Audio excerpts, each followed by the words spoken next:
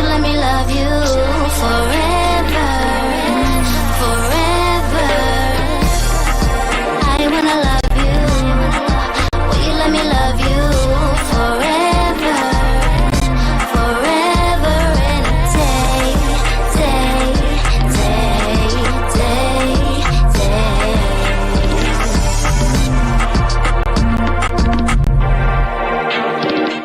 Happy Wednesday! Welcome to TMW Online. I'm Linda. That's Abby. We are covering all things 90 Day to Single Life, Season 5. We are on Episode 2. We're catching up.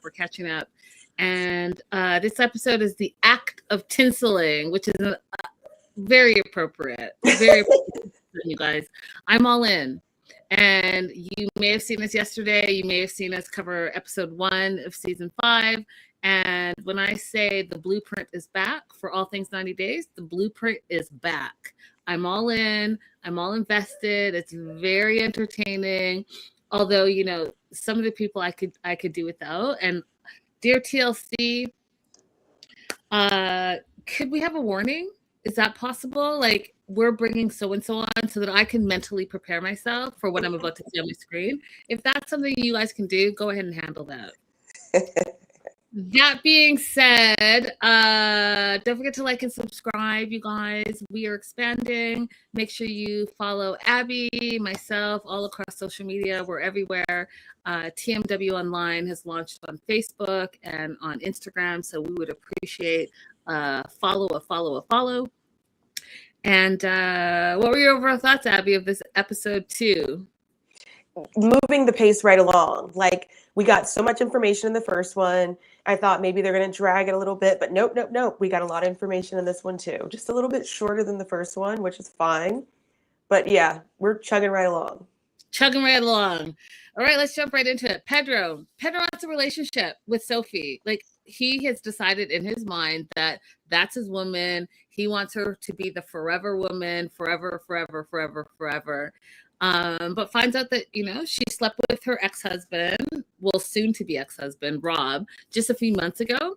And he is floored by this because he wants to treat her like a princess. He wants to treat her like a queen, but it really is up to her to really like invest and be committed to this quote unquote relationship. Mm-hmm. But he wants to do whatever it takes to win her over. Now, I hear this a lot from a lot of my guy friends. I see it on social media and all this stuff. Abby, I do want to ask your opinion on this. Oftentimes, men want what they think they can't have or what someone else has. For example, you know when you're single and it's like, oh, it's harder to meet people. Like, why is that? But then as soon as you start dating someone, an ex from the past comes through, so you meet someone else and then you're torn. It's that. Right. Mm-hmm. So Pedro was already all in, right? Because she visually is everything that he wants. Or so he thinks. And now that he's found out that, oh, she might, you know, be hooking up with her ex and all of that stuff, he wants her even more. Do you think that that's weird? Do you think that that's normal? What do you think? Well, Pedro told us all these physical things that he loved about Sophie, and he did not tell us anything about her personality that was attracting him. So we know that whatever it is that he wants is in like a collection sense and a property sense, not in a I want to get to know you, invest in you, learn more about your opinions and your feelings and your thoughts sense. So it does make sense if somebody else has this particular property that he wants, this particular toy he wants, that he would want it more. It makes sense in that way, but not in the way of a relationship or a person. Right. And you're being very analytical and reasonable. Unfortunately, a lot of people are not that way, right? And specifically men. Men are visual. They're gonna like, that's what I want. That like look at the society we're in right now. I'm not going to get into it, but I'm not surprised either. Here's something else that was really concerning to me for this episode 2. So Pedro comes up to Liz and he's like, hey, you know, like, is Sophie cool with me? Like, is it going to go the long haul? Does she like me? And Liz, innocently, you guys, there was no malice in this. And this is how rumors get started. And this is exactly what happened here, where fights get started because it goes through the grapevine and from the beginning to end, throw in like some language barrier and it can be a mess. So Liz is innocently says, well, she loves that you're the first guy to buy her flowers and you're so kind and you're so considerate and you're sweet, respectful, and romantic. And he's like, well, should I get serious about her? And she's like, well, yeah, but she's still healing. That's what she said. She's still healing, which is true. Mm-hmm. And one of the issues and that's all this woman said. Okay. That is all it said.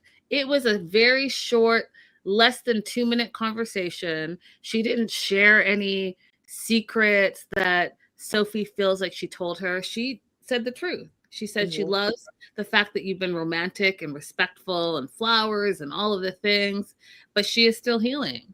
And as any friend, I would think that they would do the same thing. I would do the same thing for you, Abby. Hey, you know what? My friend loves you. She thinks you're cool. She wants to kick it with you. She thinks you're amazing. You've done all these great things for her. But, don't forget that she's still healing. She's literally just getting out of something. And also, she's not even fully divorced. There's nothing wrong with that. There's no, in my opinion, nowhere did she betray the girl code. I didn't think so either. I went back and watched it to make sure there was nothing that I missed. And, unfortunately, I think that Pedro just misunderstood what she was saying. However, I do think the result should have been the same. I think the result is fine. They don't need to be together. They have mismatched alignment, but there was nothing that Liz said that was bad. Right. And I also think that Pedro, not only did he misunderstand, I think he took it a step further because his feelings were hurt when he found out that Sophie was still sleeping with Rob, right? So he added his hurt feelings and converted what he heard to what he wanted to say. Right. There are multiple things that Pedro misunderstood. But again, not just misunderstood, right? Took it too far, yeah. He took his feelings into account, and instead of communicating, because one of the things that is lacking in this Sophie Pedro budding relationship is communication. Communicate. They see the visual, they're attracted to each other, they're caught up in that like hot and heavy, but they're actually not communicating with each other, and they're not communicating their wants and their needs, their expectations, and what they see moving on in the future. And if you've been with our channel at any point in time, all of these conversations are conversations that we encourage you to have. You have to talk about money. You have to talk about finance. You have to talk about sex. You have to talk about children. You have to talk about religion. All of these things. And that's not happening with these two. They see each other. They have goo-goo eyes. They have a great time. And then they have problems. So I agree. When people continue to ask Liz, does she want this? Again, Liz is like, well, she's at the beginning stages of her breakup of a relationship and she's still healing. And so Pedro in his mind is like, well, is she not ready for a relationship? Because in his mind, he thought that they were already in a relationship. And guys are very transactional like that, right? So he's thinking he's hung out with her before. They've had a great time. They've traveled together before. So he's dating her. He's not inviting her to the Dominican Republic as some like random, this is a second date. No, he thinks that's his woman. So that was the issue. Then we find out that Liz, because Liz is doing her own single thing as well.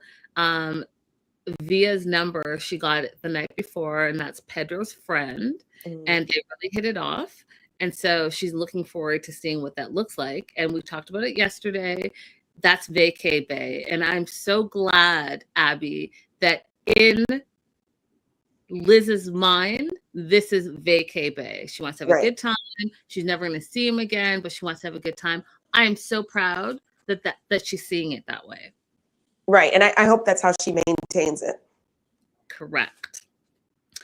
So the same thing that I've continue to hear Sophie say over and over again, and even in her relationship with Rob, is that she's overwhelmed, she feels pressure, she needs Pedro in this situation to take things a bit slower. But Pedro really thinks that that's his woman, that they'd be great together, and that they should be together and just full steam ahead. How did you not have this conversation? And we talked about it a little bit yesterday, Abby, where how are you saying yes to a trip to the Dominican Republic? How are you saying yes to a $2,000 necklace? How are you saying yes to, me chauffeuring a van for you to get around the island? All these things. He's thinking he's doing this for you exclusively. He's not thinking that he's dating you and you're dating other people and he's dating other people. Am I wrong in that thought? What are your thoughts, Abby? No, I think the same thing. There are a lot of people who think it's okay to accept the benefits of a relationship just because, like, oh, the person hasn't said that they want to be exclusive. They haven't said that they're looking for anything in particular. But we're both adults, they're both adults. If you know that person is looking for something that you cannot provide them, then I think that every step of the way that you should just be clarifying before you accept large gifts. Before we come to the Dominican Republic, hey, let's have a talk about who we are, how we're going to have our arrangements while we're there, what our expectations are from each other, just to make sure that nobody's disappointed, right? I think that they both have that responsibility. And while I don't think that it's okay for Pedro to make the assumption, I do so should have William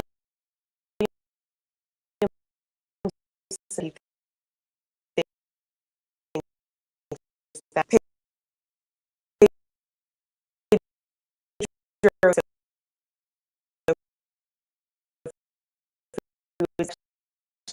I think they're both immature and dating that's happening right. He shouldn't be so hot and heavy. Someone that hasn't cried the submission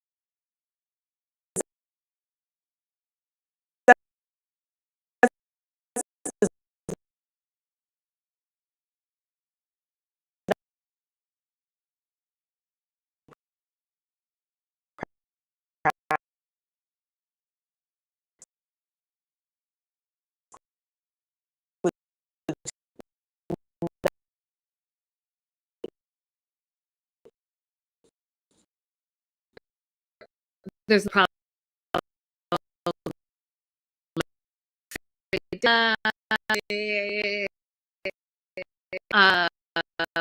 I don't understand exactly what happened when she wants it, and elaborate that on. Again, she's saying overwhelmed, she's pressed to know him, that you want him. I mean, they're gonna have like yesterday, so that you alluded and you don't had before was off. Sure, you wanted that, but mine picked out that with Rob Bruce. So that's how he tried it. And he literally said it made him feel insecure about how things are going, and insecure about all the things that he's been doing for her. He translated it in that he should be careful, guard his feelings, because perhaps there's another guy involved that he doesn't know about. Nowhere in the conversation that was literally 2 minutes long did Liz say any of those things. What happened here is Pedro translated all his insecurities and started blaming Liz or using her as an excuse to communicate the insecurities that he was already feeling after Mm-hmm. he spent time with Sophie. Absolutely wrong. Because Mm-hmm. again, want to recap, all Liz said was, A, Sophie loves that you buy her flowers, the first guy to buy flowers for her. She loves that you're respectful, you're sweet, you're romantic, but she's in the beginning stages of her separation and she's healing. Literally, I wrote it down. Those are the 5 things that she said. Nowhere in there did she say that he should be careful, that there was another guy, that he should be insecure about the things that he's been doing for her. None of that. Absolutely zero. And then that's what my note says. That's not what happened. So now Sophie's pissed off. She feels like Liz broke the girl code. And that's not what happened. Because it's not. Right. And also, you two were both looking for reasons to have like drama, by the way, in my opinion, because you're not communicating. You're just looking at each other thinking, oh, I think you're hot. Oh, I think you're hot. Mm-hmm. Mm-hmm. And there's nothing deeper.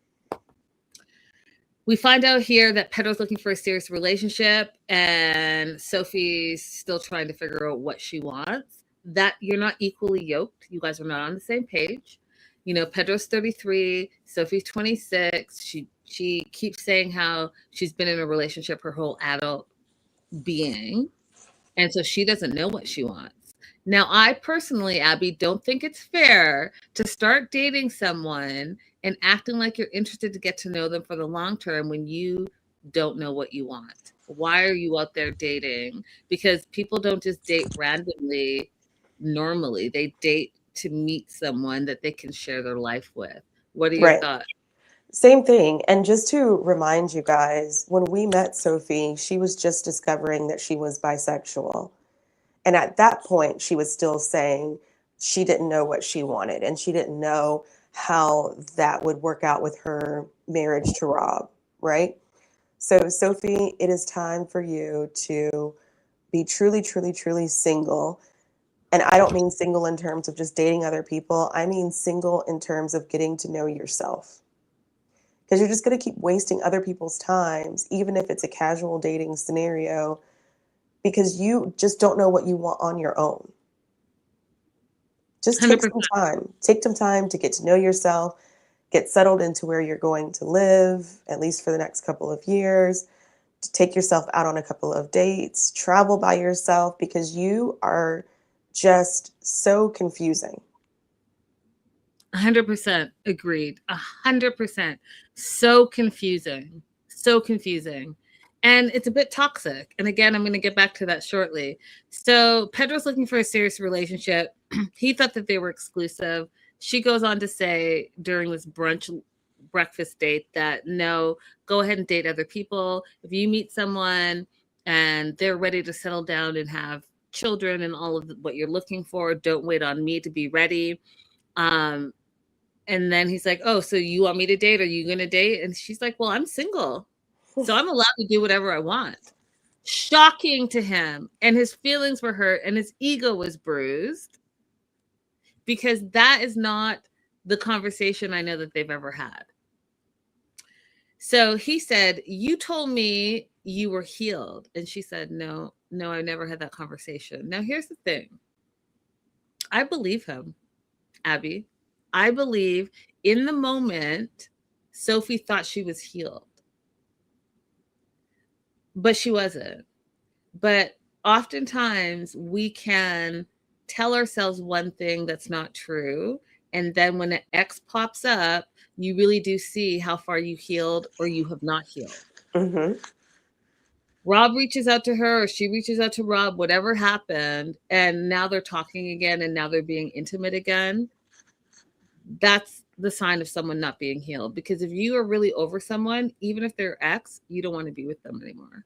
No, and you have no reason to be communicating with him. You guys have no children in common. You have no property that you need to deal with. Your divorce can proceed through your attorneys. You have no reason to be in communication.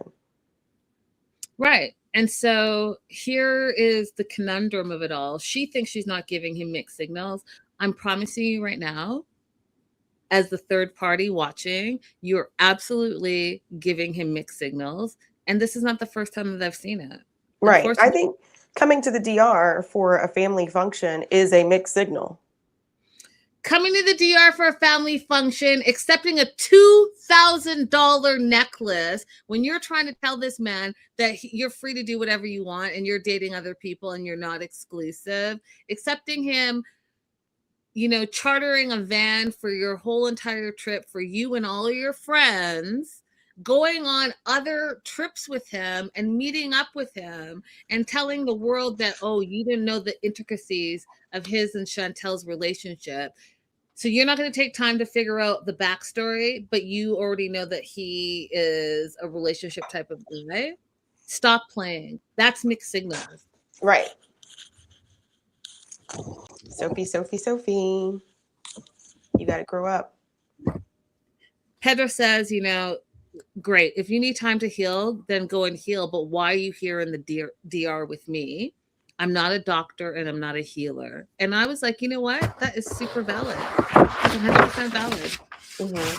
And what you need to do next time, Pedro, is before extending invitations like this and before buying large gifts, you need to say, would you like to be exclusive with me? I'd like to be exclusive with you. Or something else, like verbalize what your expectations are. Don't just expect that if somebody accepts certain things, then that's your status.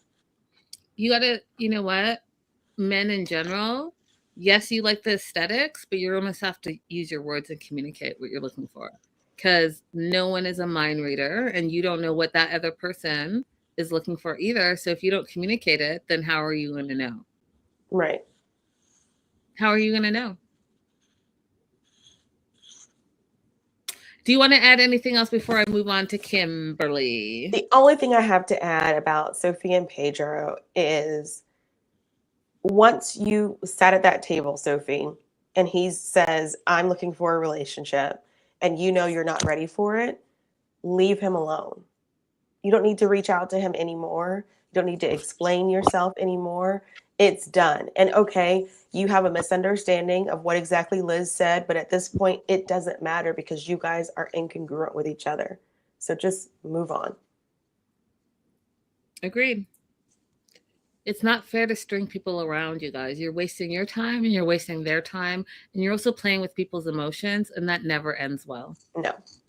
Bad karma. Bad karma. Kimberly, so I'm still in shock I'm still in shock, y'all. Episode 1 was out the gate with the drama, the babies and the adoptions and the other babies and the other story. Oh, Lord. So Jamal's back at the house. He doesn't feel bad for his mom. Doesn't feel bad that Larry's coming and all of the things. And she has to confront Larry and tell Larry some more truths that she's been hiding because she hasn't been 100% honest with him. Jamal doesn't feel bad. He feels like it's her fault. And he's still holding a lot of animosity and resentment and trust issues towards his mom, who he's always been very close to. And just to recap, Larry is Kimberly's first child that she had at 21, and she put him up for adoption. Same mom, dad, as Jamal. And one of the things that Jamal is struggling with, you guys, is that it's not only that he learned just last year that he has an older brother, but he also has an older sister. So there are multiple siblings. And it's really hard for him to understand because he grew up thinking he was the only child. And so now he's wrestling with the fact that he has an older brother that he just met last year. And he has a sister that Kimberly put up for adoption just a year later. So when she was 21, she got pregnant with Larry and put him up for adoption. And when she was 22, a year later, she had a daughter who's been unnamed thus far up for adoption.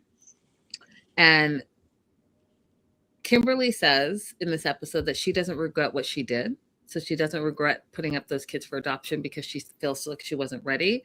But she's not happy with it either. Now, this is like a whole conversation that we probably could have hours upon hours of discussion about. I think that the conversation of birth mothers and your choice uh, is valid here. I do think for me, the part that is really interesting to me is we touched upon it a little bit yesterday, Abby, where we talked about like how open should you be about any skeletons in your closet before you go on a reality TV show. And as I was watching this episode, I was like, I think that the daughter doesn't want to have anything to do with this, and that's why she continues to be unnamed. Mm-hmm. And we just keep hearing that there was a daughter. There's no name, there's no location, there's no backstory. There's just another child. And that's fair, right? Privacy. And, if you didn't grow up with this person and you don't know anything about it, can you imagine being thrust into the limelight? And, 90 Day Fiance fandom is not for the weak of heart. Mm-hmm. So I can respect that if that's the case. I don't know if that's the case, but the fact that they are so very general and not very specific like they normally are, my assumption is that she wanted nothing to do with this. What are your thoughts, Abby? That's exactly what I'm thinking, that perhaps she has some anger about being given away, because we talked about the fact that these are full blood siblings. And to find out that your mom decided to keep one of you, but give the others of you away when all of them are born into the exact same situation is probably a very hurtful thing that, everyone cannot be expected to be able to just get over.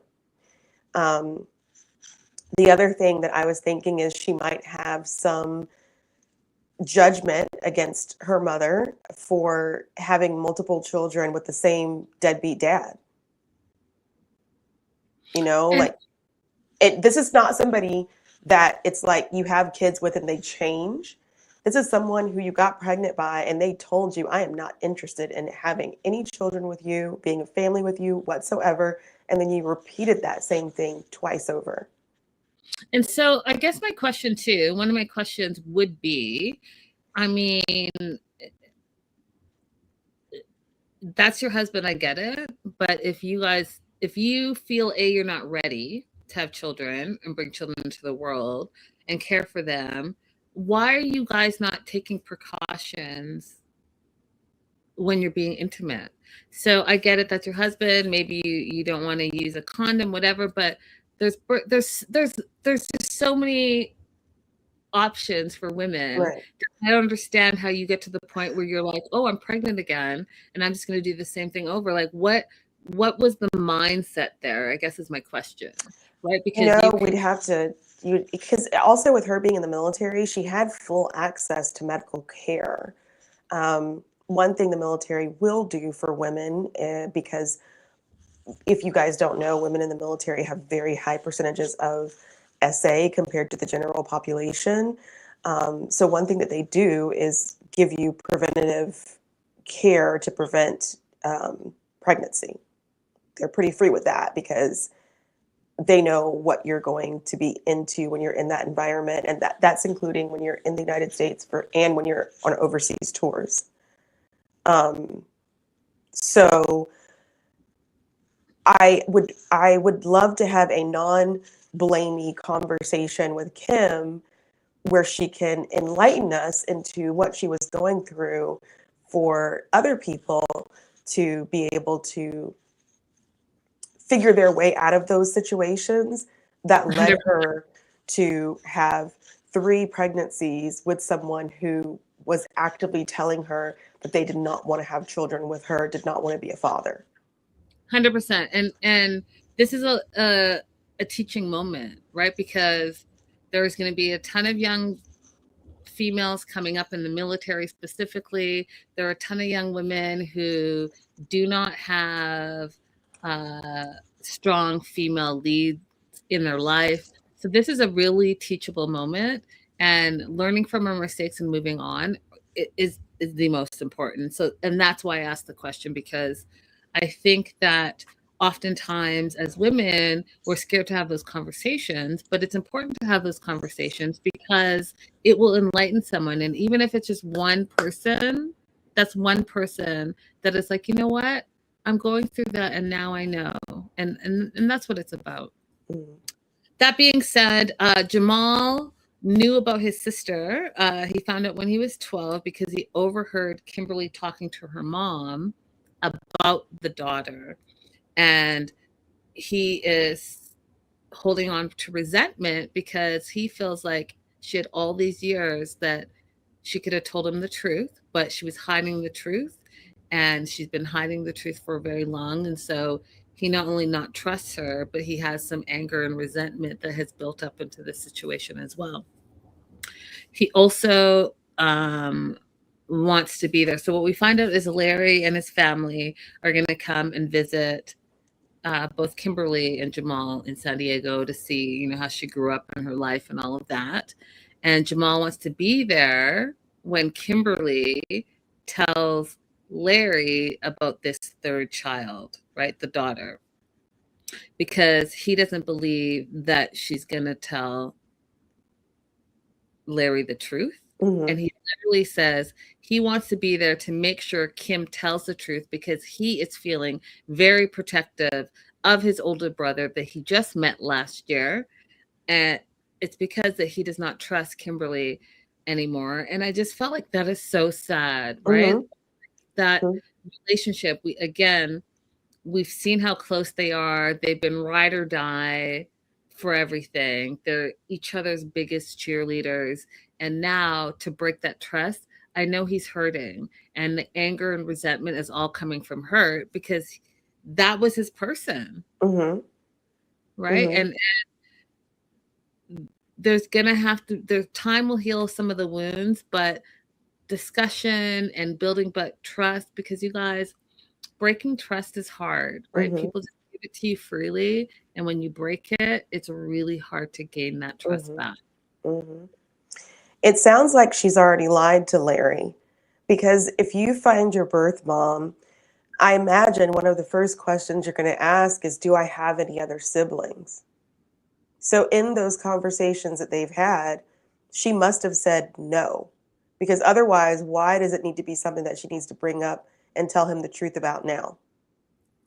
Right? That's So she must interesting. have already lied to him.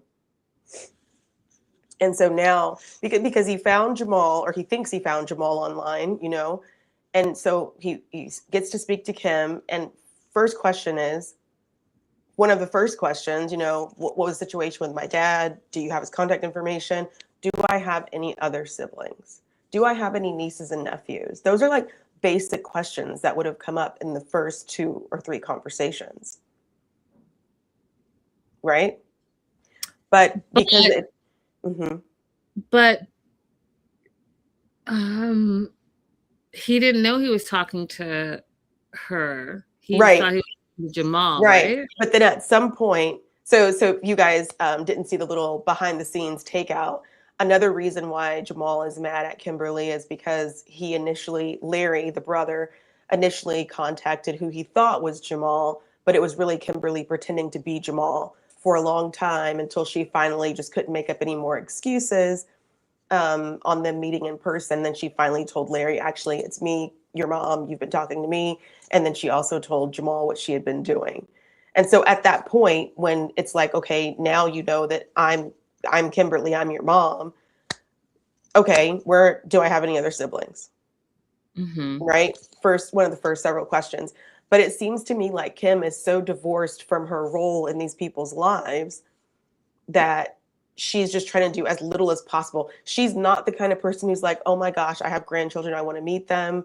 I want to meet your wife. I want to meet my daughter-in-law. She's not coming off like that to me. She's coming off more like, as little as I can have this be a part of my life, that's what I want, because I don't want it destroying my life with Jamal. And so it seems to me like, instead of it being like, oh my God, my world could be expanding right now and I could have so much more love. Instead of that, it's like she's putting up this brick and she's pushing against any more revelations coming out, against any expansion in her life. And Larry's just like peeking around it. Like he's just coming around it in edges, and Jamal's holding on to him and pulling across. Yeah, that can be true. And I again, I don't know what the situation is like, but I do know, if you have a secret and you've held that secret for a long time and that secret gets out, there's there has to be like some shame and um like trepidation towards it and wrapping your mind around it. Um So yeah, I don't know. What I do know is Kim says she wants these three things: to build trust back with Jamal, to have a relationship with Larry, and to find love. And then my questions, just to jump off of what Abby said, because these are the questions that I wrote down.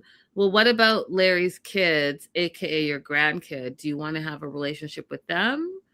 Because you have a grandkid now, which is literally your full bloodline. Do you want to know anything about Larry's wife and how they got together and how long they've been together? And then again, I know I talked about the daughter, but you haven't even mentioned the daughter. So you said Jamal, Larry, love, not the grandbaby, not the uh, daughter-in-law, and not your other daughter. And even if the daughter doesn't want to be a part of this show, you could. It's something that is that not in your mind, and why are we not talking about that? Why are we not like you mentioned her? So it's something. Mm-hmm, mm-hmm. And I personally don't like the concept of letting people show up somewhere in person so you could spring information on them. I hate that. Let's wait till we see you in person approach to things.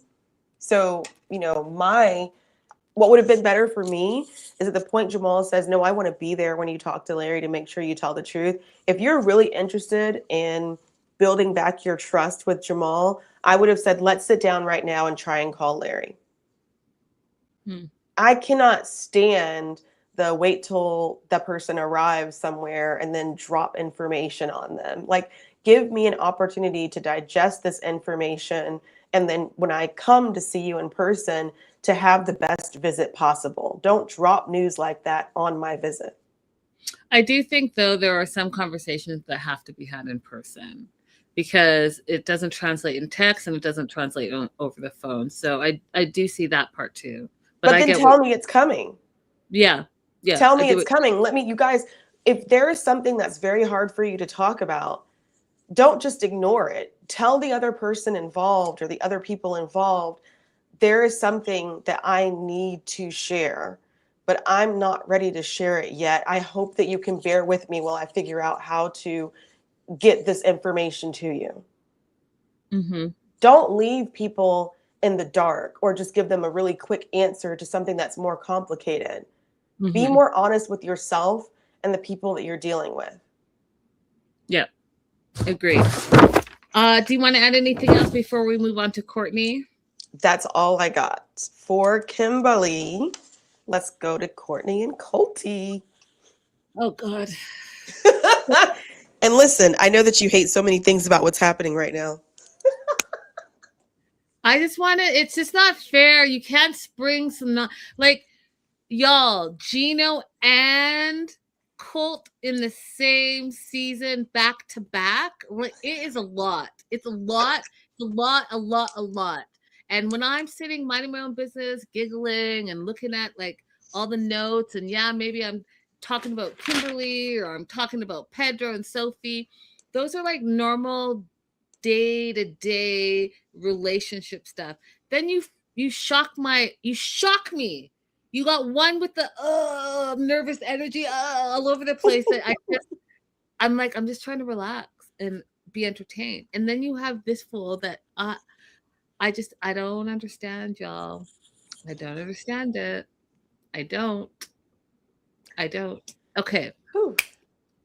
Here I go. Courtney, 34. She lives with her parents because she feels it's better than living with any other roommate. And I'm not mad at you, Courtney, because you know what? Roommates are terrible. Don't recommend. Highly, highly, highly, highly terrible. Highly terrible. I have so many roommate stories. So glad that that's behind me.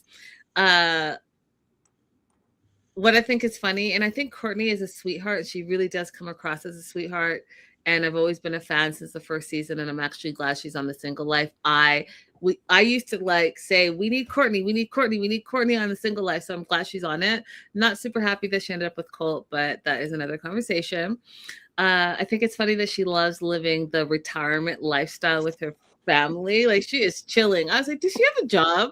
She's like, yeah, I'm like doing like facials and we go golfing and living on a golf course, and my mama does my laundry and the food and the things. I just think it's hilarious. I used to tell my mom I was going to move back into the house and be a stay-at-home daughter. I love that. Stay-at-home daughter. What I love about Courtney too is she's very honest with herself and her situations, and I feel like she's very in tune with communicating and her wants and her needs. So she knows that her love life has been full of drama, and part of living at home is she's wanted to stay there until she got married. Unfortunately, it hasn't unraveled the way she thought it was going to unravel. Her heartbreak was Antonio, and we all know about Antonio. And she's dated a bunch of other guys, and it's all been a hot mess. And we've seen that play out on social media as well. And then there's Colt, who is 39. And just my note just says, ugh. Like when he came out, his vibe is just, you guys, ugh. You know what he is? You know what he is, Abby? Some kind of like parasite.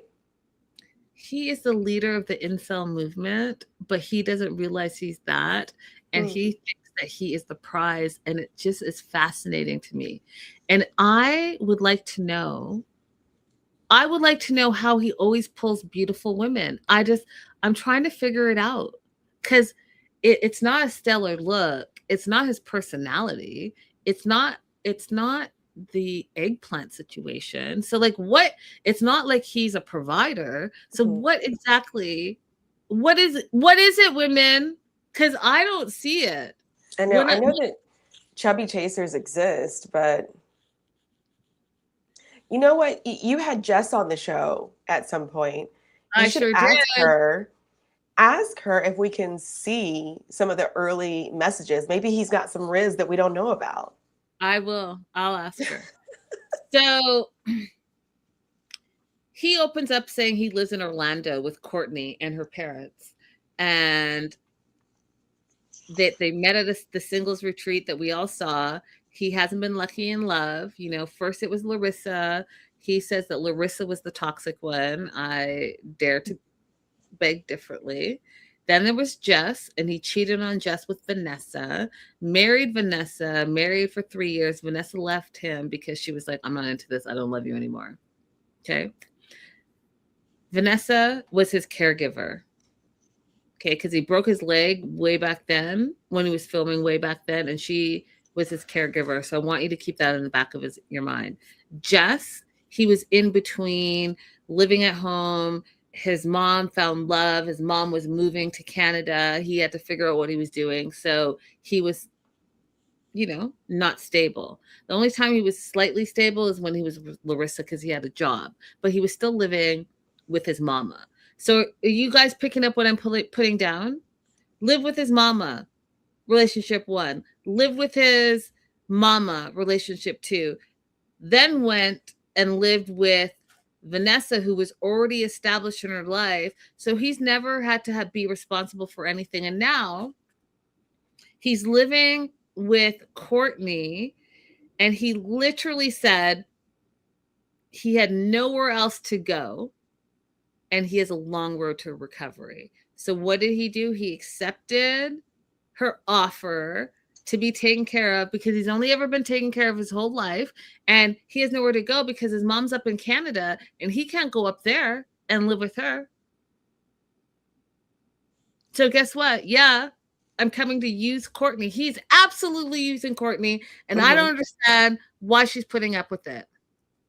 Courtney gets him ready to go out. She takes care of him. She's literally his full-time nurse.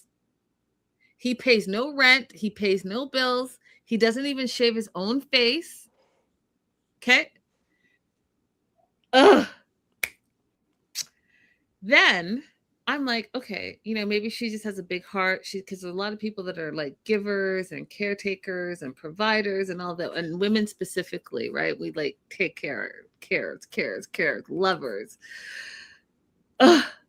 But they've been together, they've lived together for a month. Since the show, it's been months, right? It's been 3 months according to this. And they haven't had sex because his plumbing doesn't work well. It makes Courtney feel insecure because it's a wet noodle all the time. And she is now questioning, is he into me or is he here for convenience? Courtney, come closer. He's in it for convenience. Period and full stop. And you are too nice and too kind to not see this. I cannot, Abby. And it's interesting because, that is something that we also do as well. Women, okay? Women, because everything is so about how we look and our size and our shape and booties and the lips and the ears and the eyes and the and we're constantly being bombarded by what the standard of beauty is. And then men, because they're so visual, that's what they see. So we all get caught up in this very lackluster surface level interactions. So we also take on, because men have such fragile egos, we take on their insecurities. And so Colt, I'm going to tell you something, Courtney. Colt has erectile dysfunction. It has nothing to do with you. And even though he's been able to, be with a lot of beautiful women, you're only hearing his take on his wild escapades and how manly he is. You're only hearing it from him. You didn't hear that from Larissa. You didn't hear that from Jess. And you definitely didn't hear that from Vanessa. Okay? He has an erectile dysfunction that he hasn't dealt with. Yes, he's now got a broken leg. He's on meds and all this stuff, but that didn't start just now. Mm-hmm. Second thing is, and I know Abby said like the chubby chases, all of that, whatever floats your boat is fine, but I promise you that that's part of it.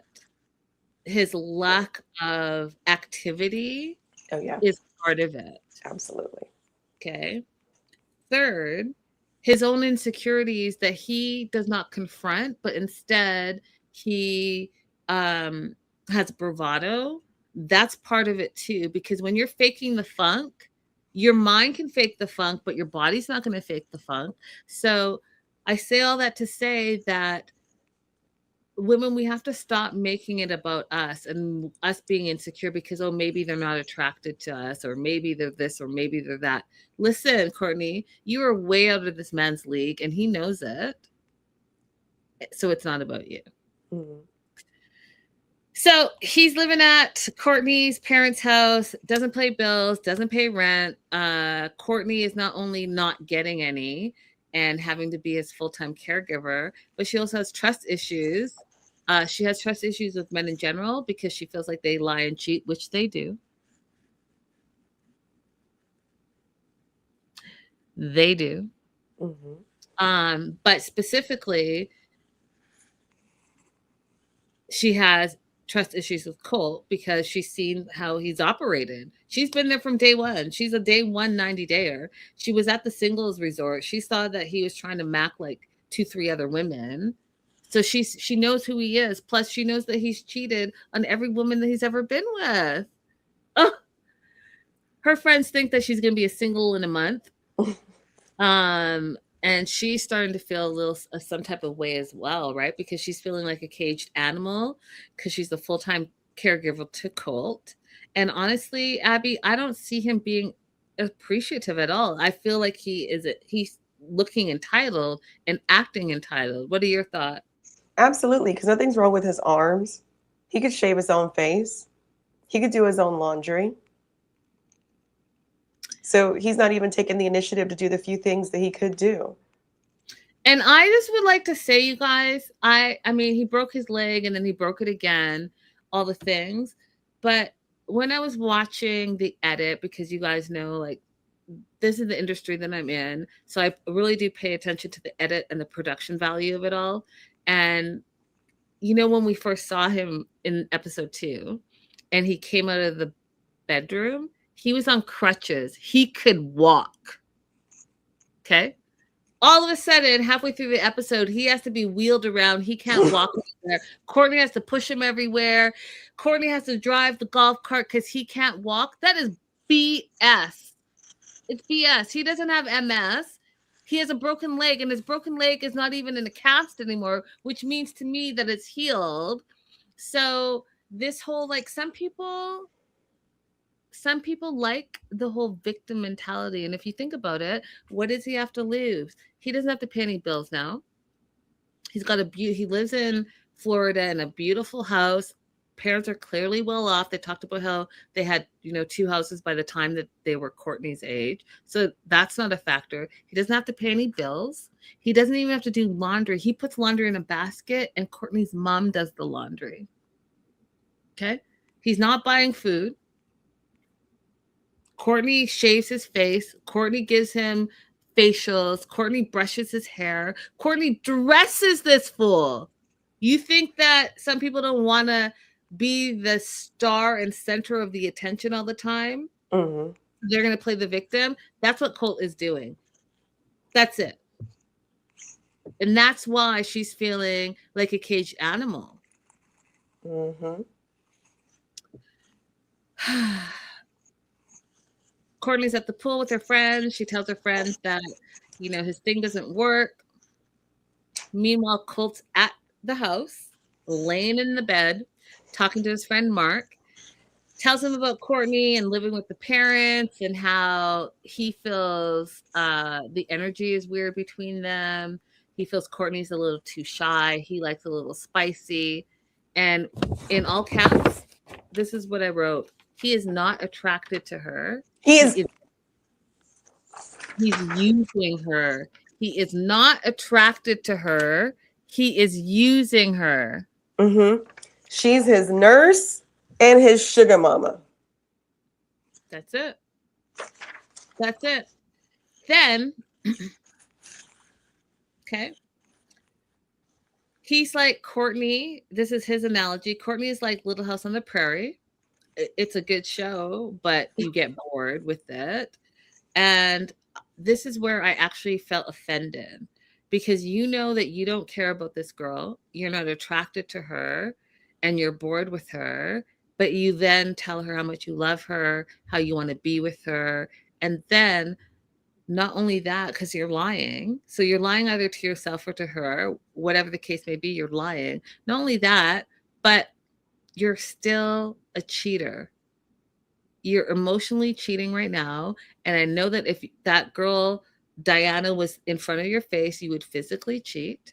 Mm-hmm. So now you're talking to a girl in Brazil that you met just before you went on the single resort. And you were going to go and see her before you fell on your ass at the retreat. And so now you're staying with Courtney. So she's your plan B. Your plan A was Diana, and not only was she your plan A, you continue to talk to her because you're attracted to her and you want to be with her, but you're using Courtney in order to heal to get there. That is a disgusting individual. Disgusting, diabolical user. All caps. He is the red flag. No. I want to say so many things about Colt, but I'm not going to do it. I'm just going to say just no. Absolutely not. He needs to self-reflect. He needs to stop being a terrible individual. The fact that you can't go to your mama says a lot about, because everyone's mama, even if you are a disgusting criminal, your mama's still loving you. Your mama said no. You can't come up here with your broken ass leg and live with us. No. She said no. So you have nowhere to go.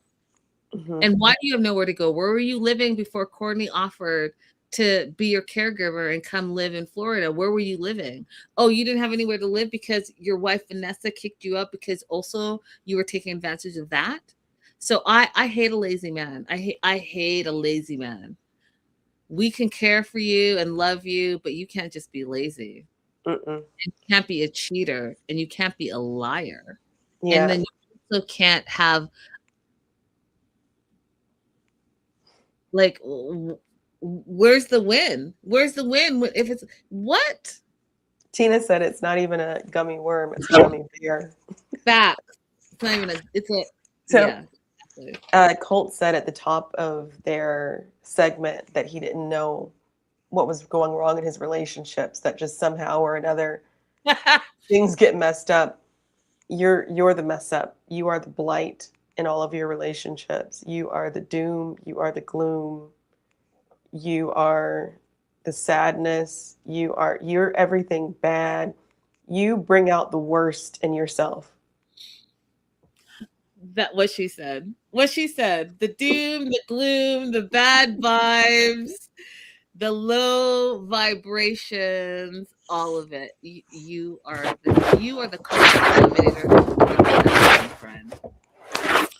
Anything else before I move on to unfortunately Gino? That's it. Let's not this is like, as I watched this, I was like, Linda is hating watching these I segments was. back to I was back. like, this is it was too much. And listen, the next episode, because I've already watched it, it gets worse. All right. Gino and Natalie. Again, I'm not sure what's going on with this, Abby, because like, is she from Vegas or is she from DC? Because Gino says in the tea shop, oh, I'm so excited to be on your home turf. I thought she was remotely working in DC. And I Mhm. got to tell you that the apartment, first of all, y'all skimped on the apartment. I don't know who the production was, but they were like, we're going to the cheapest apartment that we can get. There is no color, there is no room, there was nothing. I was like, this Production was went back to 1984 and got the dish with the brown thread balls. I haven't seen those since I was like 12 or 13. all of it. I was like, where did they find this apartment? And like, and then see the bedroom that was like 5 by 5. You have a 5 by 5 bedroom with like no color. They didn't put one picture up on the wall, nothing, you guys. Just like a white, I don't know, like, I don't know, mental institution looking thing with a hospital bed. Even the sheets were like plain white. I was like, what? Anyways, I'm jumping ahead. It was wild. That's all I'm saying. It's wild, wild. They were like, we don't want to spend money on Gino either. So again, where's her home turf? Is it DC? Is it Vegas? It's like, I don't know. They're sitting in the tea place, and Gino is like, he just landed. I know he's never been to DC before. And he talked the taxi driver's ear off, got dropped off at the tea spot, and then is saying to Natalie, oh, yeah, it's so beautiful here. The beautiful hills, beautiful trees, beautiful parks. And he was going on and on, and she's looking at him, and like my face, you see how it's all scrunched up? That her face was doing the same thing. And she's like, you seem nervous. Exactly. Exactly. Everything I would keep saying to you guys, where it's like, ooh, that nervous energy, no one likes it. And she called him out on it. When he said beautiful trees, beautiful parks, I was thinking about when Aretha Franklin was asked what she thought about Taylor Swift, and she was like, beautiful gowns.